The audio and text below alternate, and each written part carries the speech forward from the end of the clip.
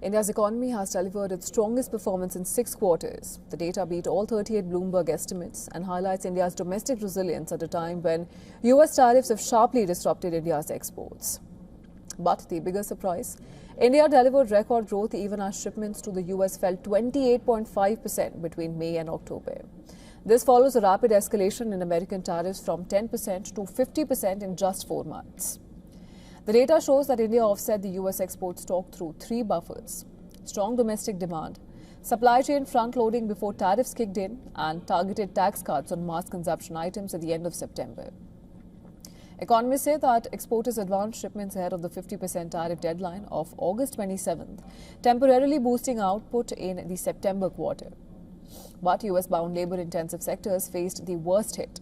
Gems and jewelry, textiles, chemicals, solar equipment and seafood collapsed 31%, erasing nearly $1.5 billion in 5 months.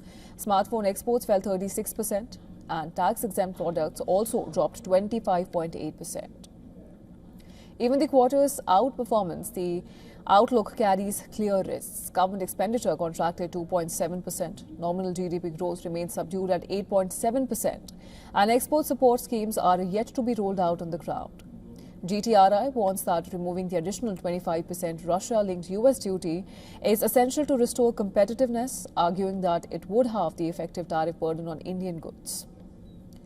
Now, on the macro front, record low inflation in October has increased the chances of further RBI rate cuts in December.